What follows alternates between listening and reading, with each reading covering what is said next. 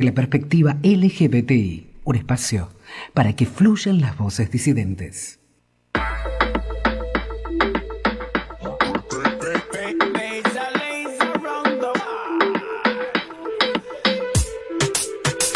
Volvemos a todo ritmo en género fluido, pero también de manera reflexiva. Siempre. Siempre. Tenemos un invitado deluxe también aquí en nuestro estudio. Él es Marcos Carbonelli, es doctor en Ciencias Sociales de la Universidad de Buenos Aires, es investigador del CONICET también y especialista en religión y política. ¿Cómo andás, Marcos? Bien, buenas noches, gracias por invitarme. No, gracias por venir. Vos sabés que te invitamos porque en Perú organizaciones LGBTI hermanas comenzaron una campaña para solicitarle al Ministerio de Salud que saque una resolución prohibiendo de manera concreta y literal las llamadas terapias de reconversión o terapias de restauración, que son aquellas que entienden que se puede tomar a una persona y convertirlo o reencauzarlo de la homosexualidad a la vida hetero. Y allí empezamos a pensar que quizás en Argentina, si bien vemos en algunos momentos históricos y demás, esto no es tan visible, aunque sí en Latinoamérica. Entonces, Marcos, yo te quería preguntar ¿de qué se tratan estas terapias? Si existen, qué difusión tienen. Bueno, existen a nivel latinoamericano. En Argentina, yo lo que tuve de conocimiento cuando un poco estuve con el tema de la tesis es algunos cursos que se daban, algunos seminarios dentro del mundo religioso en los cuales se trataba el tema de la homosexualidad como una enfermedad y como algo que se podía solucionar. Uh-huh. Y esto es bien como una temática muy de los 90, ¿sí? Después, en la década del 2000 hubo una especie como en la agenda, una especie como de reconversión. Y estos grupos religiosos empezaron como a pensar que había un frente de batalla en algún sentido, en clave agonística, donde había toda una avanzada del movimiento de la diversidad sexual y del feminismo. La ideología de género. Exactamente, esos términos, para ahí ese término es como más actual, pero vale para esa época también, y que venía como a avanzar sobre un montón de normas estatuidas, del mundo educativo, sí, sobre todo el mundo educativo, sobre todo el mundo que tiene con la adolescencia y con la minoridad. Y sobre todo con una idea de familia, ¿no? Que para estos sectores es como un pilar de un modelo de sociedad. Claro, bueno, después vino la conquista de la ley de matrimonio igualitario, claro, en donde la jerarquía eclesiástica ya había aceptado que algún tipo de unión podía haber, sentía esa batalla perdida, y su pelea mayor fue por el nombre, porque no se llame matrimonio. Porque la institución matrimonio quedara incólume, digamos, para varón y mujer. Así que sí, estos valores tradicionales es la nueva pelea de la Iglesia. Sí, no solo de la Iglesia, sino de un conjunto de actores religiosos, en ese sentido. Un fenómeno interesante por ahí del nuevo milenio es que actores religiosos que antes estaban enfrentados y que competían, digamos, por la feligresía a nivel de la base, algunos otros sectores suspendieron su disputa más a nivel de conversiones y hoy, establecen frentes común, enfrentándose, valga la redundancia, contra, lo que ellos llaman la ideología de género, el frente feminista y demás. Sí, a nivel histórico, no sé si nos puedes contar algunas experiencias. Nosotros ubicamos también, porque hay psiquiatras y psicólogos que han esbozado estas teorías de reconversión, entre comillas, de la homosexualidad, teniéndola o como enfermedad o como problema, digamos, algo o que se cura o que se puede solucionar. O sea, no solo el ámbito religioso, y también algunos regímenes, dictatoriales, totalitarios, como por ejemplo Franco en España y el propio nazismo. Sí, ¿decís experiencias en qué sentido? ¿Históricas en estas comunidades? Sí, experiencias en el mundo históricas de dónde viene para que hoy llegue una comunidad evangelista o el propio cristianismo a, digamos, ofertar estas terapias o tener este discurso quizás. Bueno, En verdad, digamos, el tema de la sexualidad, el tema del cuerpo, el dominio del cuerpo es un tema, digamos, ancestral, digamos. No tan presente, si uno se pone, digamos, con cierto rigor histórico, no tan presente en las comunidades primitivas del cristianismo. No era un tema, digamos, clave ni sencillo. Si uno, digamos, repasa inclusive los textos fundamentales, se encuentra, la verdad, que poca doctrina sexual. Toda la cuestión del dominio, del control sobre el cuerpo, la sexualidad, es muy posterior. Y algunos autores lo ubican más en el medioevo, donde ahí sí hay como toda una reelaboración cristiana sobre, bueno, qué hacer con el cuerpo, con la sexualidad, ¿sí? Y digamos, ahí hay como un nudo fundamental, pero claramente me parece que se va desarrollando cada vez más a partir de, digamos, todo lo que la modernidad propone y dispone a partir de lo que uno puede hacer con el cuerpo. Digamos, y creo que la preocupación por temas por ejemplo, el origen de la vida y cuándo uno puede terminar con su vida, el tema de la muerte, son temas bien modernos, digamos. Aunque el discurso religioso, digamos, obviamente se retrotrae hacia una génesis y hacia el pasado, no obstante eso, me parece que son temas bien modernos porque es la modernidad la que lo pone en escena. Digamos, la posibilidad de disponer de esos cuerpos. Y de ahí cuando digamos, hay una especie de ebullición y de controversia con respecto a esto. Totalmente. Y vos sabés que nosotros a veces en las redes sociales cuando posteamos tenemos muchos mensajes a veces muy violentos, y uno particularmente nos llegan mensajes de gente que dice: yo era homosexual y mi iglesia me curó y yo ahora soy feliz. Bueno, ese es la verdad que nosotros vemos protogrupos acá, sobre todo con los grupos evangélicos, que le están dando una vuelta de tuerca a esto, y si bien, como bien vos decís, no con tanta fuerza quizás como en Brasil, o en Perú, o en México, pero sí están acá extendiéndose. Sí. De todos modos, a mí me parece algo interesante, que es que, digamos, lo que se recoge más a nivel mediático son como las voces más fuertes y las voces más jerárquicas. Dentro de estos mundos religiosos hay mucha diversidad, valga la redundancia, y diferentes formas de tratamiento. Y por experiencia personal y también por experiencia de investigación, conozco, por ejemplo, muchas personas que son, digamos, que han salido del closet, por así decirlo, que tienen una vida homosexual, y sin embargo reivindican su identidad religiosa. O sea, intentan como amalgamarlas y encuentran espacios para poder, obviamente no son mayoritarios, pero encuentran espacios para poder llevar adelante esas doble identidades de manera que ellos creen armoniosa, digamos. Y creo que, si bien las jerarquías suelen ser como bastante más retardadas en el momento de poder ayornarse al cambio de los tiempos, al interior de los mundos parroquiales y los mundos de las comunidades de base y de los mundos, inclusive de algunos mundos evangélicos, hay como otro tipo de praxis en un punto.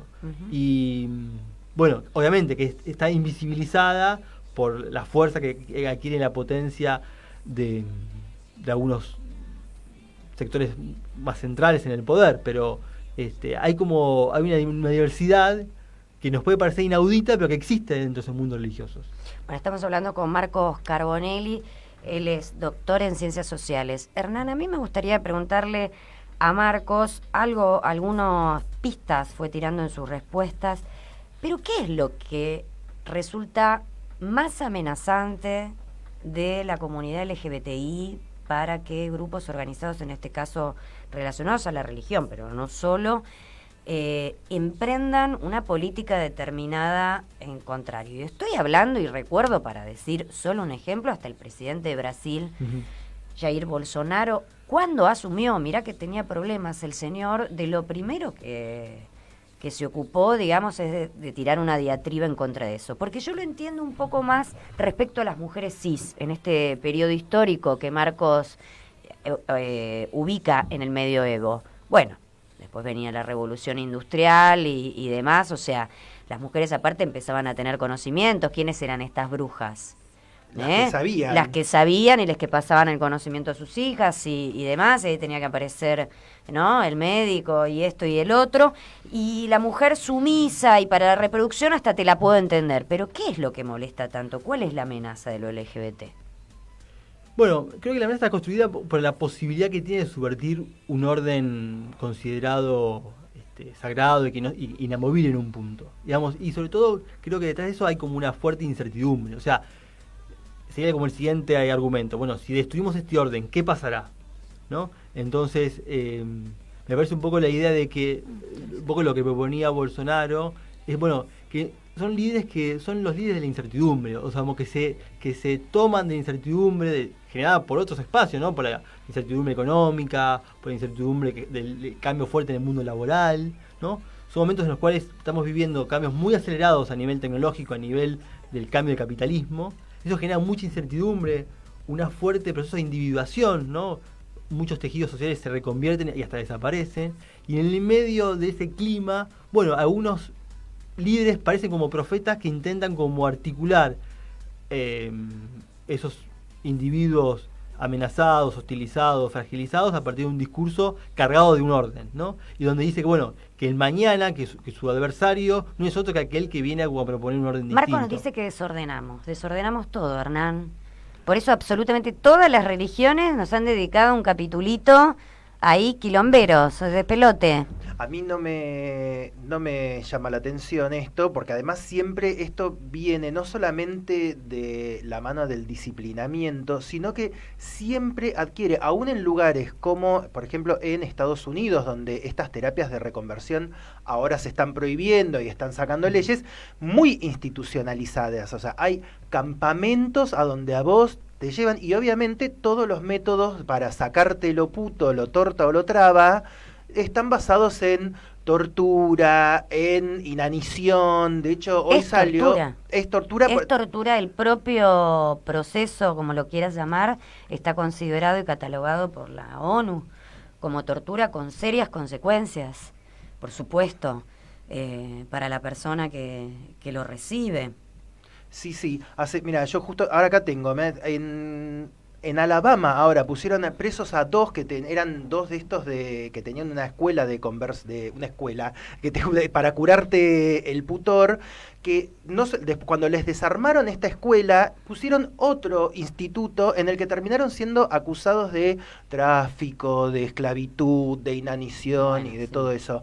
Pero acá tiene esta cosa religiosa que tiene más como, por lo que cuenta y por lo que vemos en las regiones, tiene como el manto más de la misericordia, de la ayuda, no tanto del campo de concentración. Claro, Marcos, es como que el Papa, el discurso que ha entablado es un discurso, como dice, no sé si estás de acuerdo, Hernán, de misericordia, digamos. Bueno, son así, bueno, hay que acogerlos y bueno, la cuestión de la piedad, ¿no? Que también para nosotros es muy criticable, pero esa es la postura quizás de la jerarquía de la Iglesia en su máxima autoridad. Sí, yo creo que la Iglesia católica está viviendo un momento de profunda crisis en algún sentido, sobre todo porque no hay que olvidar que, por ejemplo, que Francisco es en algún sentido un papa de la crisis, digamos, emerge, se constituye o lo eligen en medio de un proceso cuasi inédito, que es que un papa dimitiera,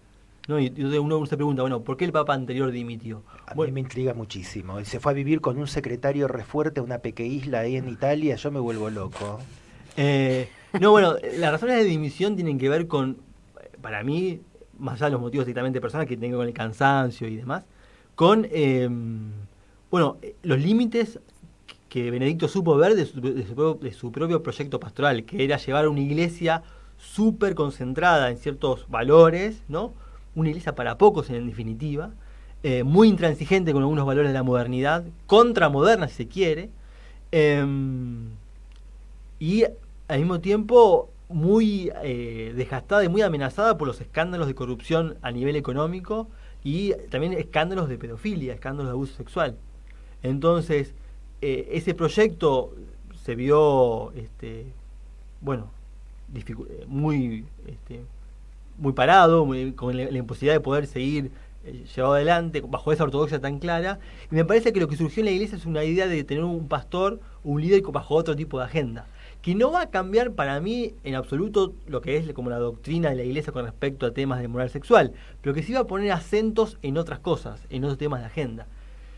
Y me parece que un poco, si uno examina a grandes rasgos el papado de Francisco, tiene que ver con eso, con, digamos, quitar tanto el acento metafóricamente en la cama y más en la mesa, digamos, más en lo que está pasando con migrantes, excluidos, el problema ecológico, ¿no? Una iglesia que tenga más que ver con una agenda social Y no sexual. y no sexual tanto, claro, sí. ¿Vos cómo ves en algún futuro algún tipo de posibilidad de convivencia o alianza entre, por ejemplo, el movimiento de la disidencia sexual y, bueno, voy a poner acá la Iglesia Católica? No en cuanto a la jerarquía, ¿no? Pero de vuelta, la iglesia hay muchas iglesias dentro de la iglesia, ¿no? Ujú. Y si uno repasa todo lo que fue el proceso del matrimonio igualitario, va a encontrar que hubo muchos espacios religiosos que funcionaron de aliados tácitos del movimiento de la diversidad sexual. Curas como de la Serna, miembros también de algunos de iglesias luteranas que también se pronunciaron en contra de la posibilidad de que a este reclamo se le cercenara derechos. Por supuesto, y la otra vez fuimos recibidos en el Vaticano, una serie de organizaciones, para expresarle el tema particular de la violencia hacia las personas LGBTI, y el secretario del Vaticano, que es como un jefe de gabinete, digamos, de acá, históricamente, o sea, al menos los recibió. Había un argentino acá de la Exacto. CHA, Pedro Paradiso, y tomó el informe que le tomaron. Yo creo que tiene que ver en la línea que vos estás contando de este manejo de la crisis que hace Francisco, ¿no? Sí, y también de cierta sensibilidad, me parece, de algunos párrocos más piolas que empiezan a darse cuenta que dentro de sus comunidades hay diversidades, digamos, y que una iglesia construida bajo la exclusión es una iglesia que tiene fecha de vencimiento en un punto, tiene fecha de caducación. Bueno, tenemos muchísimos gays, lesbianas y trans creyentes.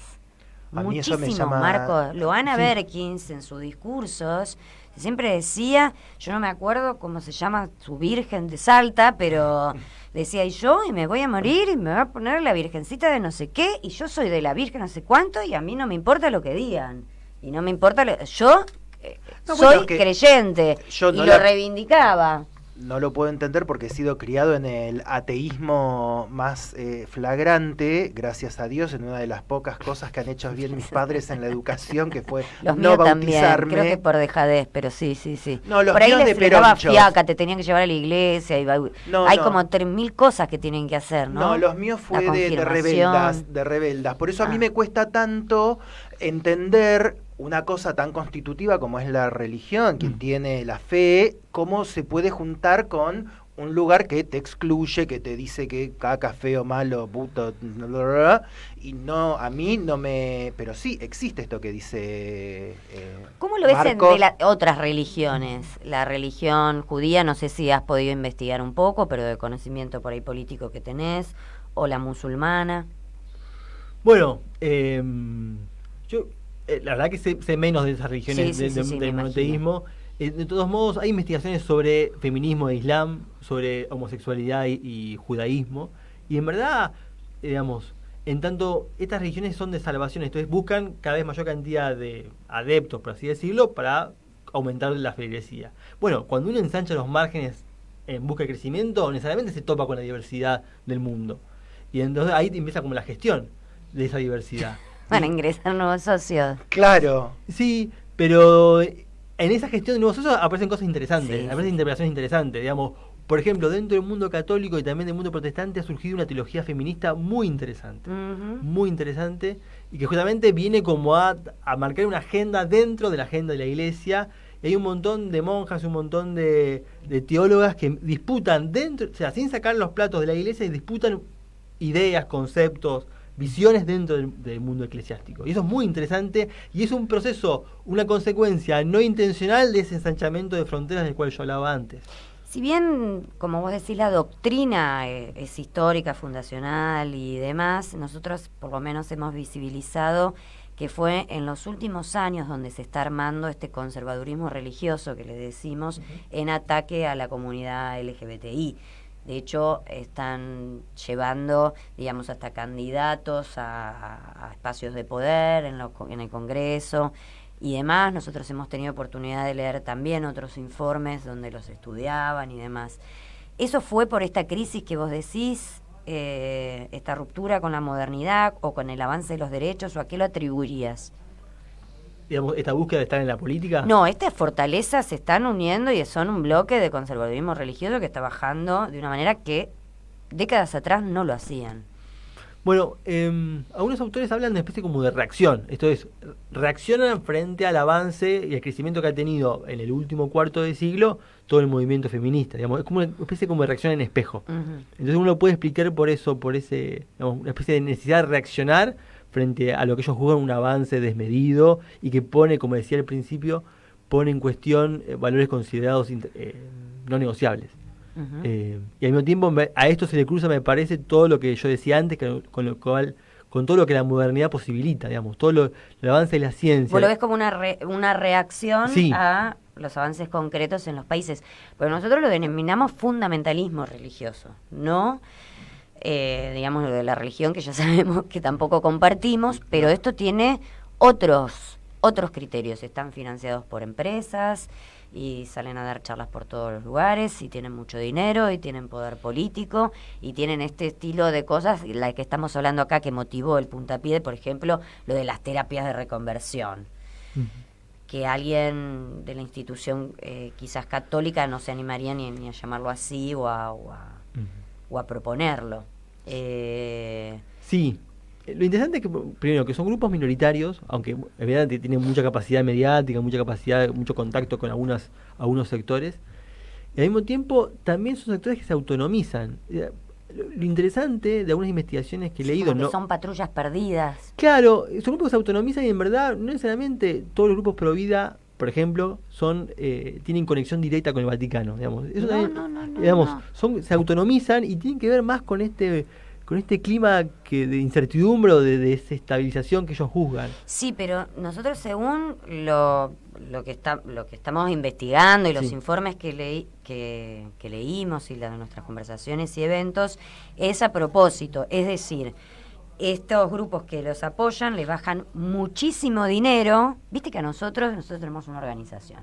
Cuando te quieren dar para defender derechos, te dan 10 pesos y te piden un taller de monitoreo y evaluación, que los tickets estén en 3 idiomas, y esto le bajan la torta, así le dicen, ni me lo rindas, ¿entendés? Y van con mucho poder económico a independizarse, y sí, por ahí es una comunidad de 20, ¿entendés? Que va bajando, Sí. pero lo tienen pensado, lo tienen ideado, porque eso les funciona. Yo lo que quería hablar, de justamente que vos decías que también, bueno, que marcabas esta llegada mediática que pueden tener los grupos más conservadores y que por ahí esta llegada mediática no tiene un correlato tan en la realidad. Yo quiero, lo que vos has hablado en algún momento del voto confesional, ¿qué fuerza real termina teniendo? Hay que verlo país por país. Yo tengo la casi certeza, digo casi porque siempre la realidad puede demostrar lo contrario. Sobre todo en este país, absolutamente. No, que en Argentina no existe algo así como un voto confesional. Digamos, el voto confesional funciona en algunos países, en algunas coyunturas muy particulares. Pero en Argentina no hay ni siquiera tradición de voto confesional y pese a todos sus achaques y demás, yo creo que las identidades políticas gozan de buena salud. Y si uno examina las campañas políticas argentinas, son campañas políticas en el sentido fuerte del término. O sea, se debaten temas de la política, están cargadas de ideología. Pero cada tanto te cuelan, fíjate que en estas últimas elecciones, con todo esto que vos decís, y que es cierto, donde todas las propuestas pasan generalmente por lo económico o lo social, pero de repente te cuelan una Houghton que en el spot de campaña te ponen, ¡y defendemos las 2 vidas! ¿Entendés? Y te Bueno, pero van es la metiendo... derecha más rancia, Hernán, eso siempre existió y tampoco son muchos votos en relación. No son votos en relación y, digamos... Antes por ahí estaban, disculpen, ¿no? La UCD o cualquier otro partido, o sea, ese porcentaje siempre lo vas a tener. Hay un sujeto social que tiene que ser representado, en este caso. Sí, está bien, pero sea la por UCD eso. jamás hizo campaña con un tema social. No por importa, ejemplo. bueno, pero por eso ves la derecha rancia, digamos. Ese porcentaje siempre va a estar. Eso es lo que digo. Podrá estar ahora Houghton y en 10 años puede estar otro, digamos. Lo del voto confesional es interesante, porque fíjate vos también con nuestros candidatos en relación al resto del mundo. Digamos, Alberto Fernández es separado, tiene un hijo drag y crossplayer. Uh-huh. Ay, siempre lo digo mal. Cosplayer.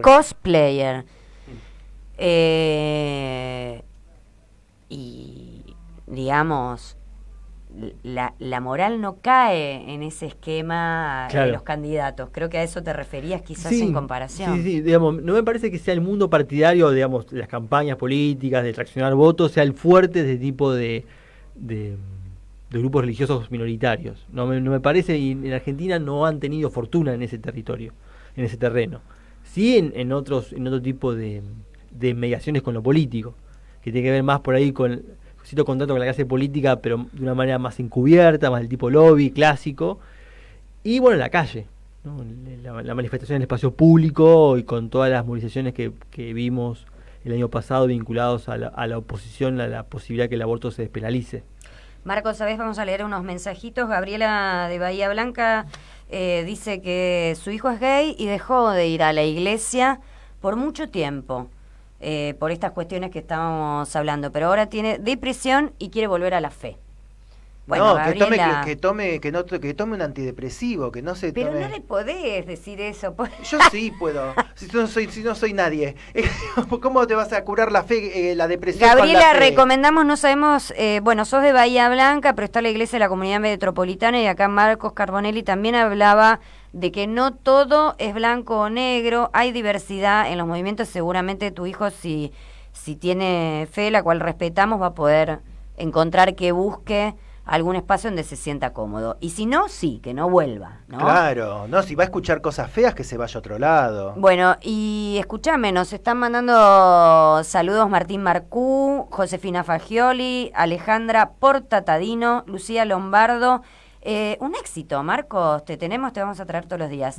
Y Alejandro Parrillo, de columnista, religión y coso, religión y y coso. Vos sabés, Marcos, que nosotros hicimos un evento, hace muy poquito llegó un rabino muy importante de Israel, a presidir una comunidad acá en la Argentina que es gay y feminista.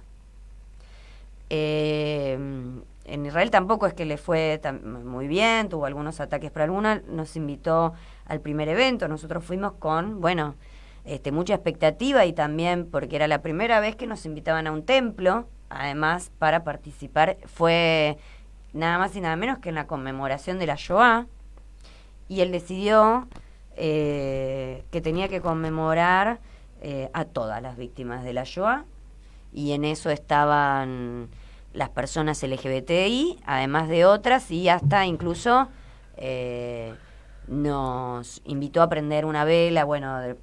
Por eso nosotros te preguntábamos también esto, si tenías conocimiento de, por ejemplo, la religión judía o la religión musulmana respecto a nuestro colectivo.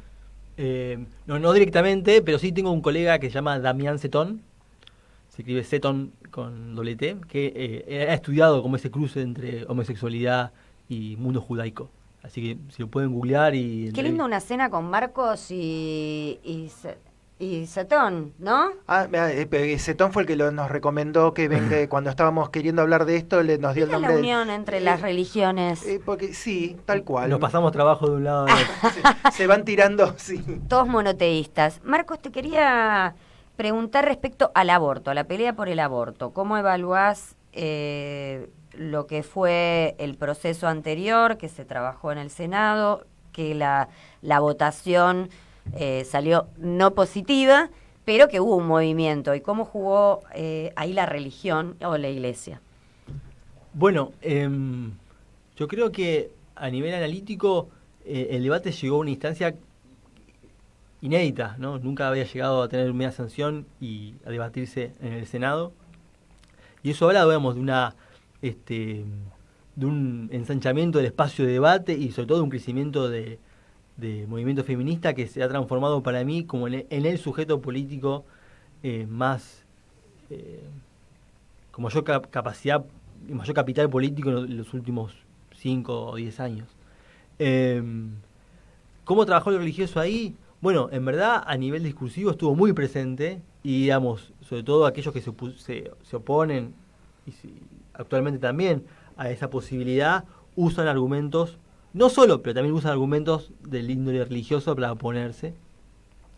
Y bueno, y hubo cierta movilización fuerte en la calle también, ¿no? Sobre todo del mundo evangélico, más retardado en el mundo católico, que me parece que al momento de querer influenciar en su posición, hablo de la jerarquía católica, usó como otro tipo de canales de comunicación con el mundo de la política, me parece. Eso creo que fue un poco el dato del debate en Argentina. ¿Sí? Que si uno lo mira, uno lo puede comparar con otros países, por ejemplo, como fue el caso de Irlanda, que se dio más o menos en el mismo tiempo. Ahora no tengo bien las fechas, pero recuerdo que fueron bastante contemporáneos. Y en el caso fue interesante, porque en el caso del debate por el aborto en Irlanda, la iglesia irlandesa iglesia católica irlandesa envuelta en un montón de... Sí, los católicos irlandeses están más sucios que una papa, pobre, están todos pobres. Sinéad O'Connor le costó la carrera. No me hagas acordar. Optó por una cuestión casi de silencio, digamos, porque le prefirió que era lo mejor frente a un proceso muy intestino. Eso habla como de que los debates no son iguales en todas partes del mundo y están muy contaminados en el buen sentido de la palabra por la cultura política de cada país y la historia de cada país. Y sus particularidades. Bueno, fue Marcos Carbonelli, él estudia religión, política, es investigador de CONICET, ciencias sociales, sos sociólogo. Soy politólogo. No, sos politólogo y tenés un doctorado en ciencias sociales. Sí, que es general, que es algo más genérico. Sí. Estudioso. Y bueno. Y hincha del rojo también. Sí. Mira vos, el diablo. Y por eso. todo tiene que ver con todo. Por eso, el diablo, y mirá, lo sublimó estudiando Dios, no sé cuántas cosas. Ya está, ya te analizamos todo, Marco. Te agradecemos. Nadie. En momento todo. Hablo de sí. Te agradecemos muchísimo, es un tema de permanente debate en este programa y gracias por enriquecernos el debate y la charla. Un abrazo. A ustedes por invitarme, gracias. Y nos vamos con el ciguito volador de Sumo.